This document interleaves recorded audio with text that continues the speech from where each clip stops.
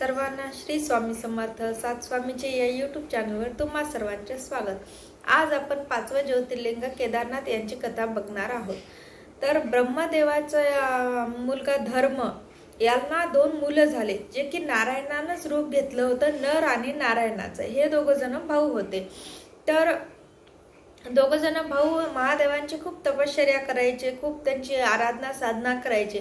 तर त्यांनी एकदा ठरवलं की आपण जगकल्याणासाठी काहीतरी करावं, म्हणून महादेवाला प्रसन्न करून घेण्यासाठी ते बद्रीवन या ठिकाणी तपश्चर्येसाठी गेले आणि तिथं त्यांनी पार्थिव लिंग स्थापित करून दोघांचे दोन लिंग असे स्थापित करून ते तपश्चर्या करत होते। काही वर्षानंतर त्यांनी घोर तपश्चर्या केल्याच्या नंतर भगवान शंकर त्यांना प्रसन्न झाले आणि अवतरित होऊन त्यांना विचारले की तुम्हाला काय हवंय, तुम्ही कशासाठी तपश्चर्या केली। तर तेव्हा नर आणि नारायण म्हणले की जगकल्याणासाठी, पृथ्वीच्या लोकांसाठी, कष्ट निवारण्यासाठी तुम्ही इथं स्थापित व्हावे, तुम्ही इथं लिंगाच्या रूपात स्थापित व्हावे अशी आमची इच्छा आहे आणि यासाठीच आम्ही तपश्चर्या केलेली आहे।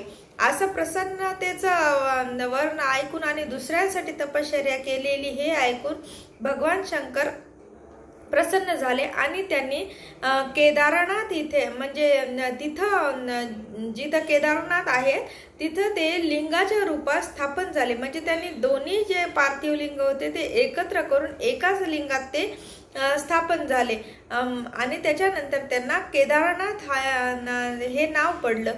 तर अशी ही केदारनाथांची कथा आहे आणि नर आणि नारायण हे दोघं जे भाऊ आहेत ते द्वापार युगामध्ये कृष्ण आणि अर्जुन या रूपामध्ये आलेले आहेत।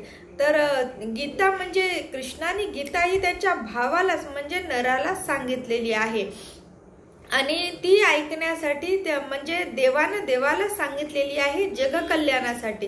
कारण ते ऐकण्याचं, ते बघण्याचं, त्यांचं विश्वरूप दर्शन घडण्याचं सामर्थ्य दुसऱ्या कोणात नसल्यामुळं त्यांनी आपल्यासाठी सर्वांसाठी गीता यावी असं म्हणजे आपल्या जगण्याचं माध्यम यावं म्हणून त्यांनी गीता सांगितली ते नराला आणि ते नर झाले होते पुढच्या जन्मामध्ये अर्जुन। आणि गीता ही महादेवांनी पण ऐकली होती रुद्राच्या अवतारामध्ये, कारण मारुती हे यांच्या रथावर, अर्जुनाच्या रथावर थांबले होते युद्ध होईपर्यंत। तर ही अशी नरनारायणाची कथा तुम्हाला कशी वाटली? ज्योतिर्लिंगाची, केदारनाथ ज्योतिर्लिंगाची कथा नक्की सांगा। सर्वांना श्री स्वामी समर्थ। केदारनाथ भगवान की जय। धन्यवाद।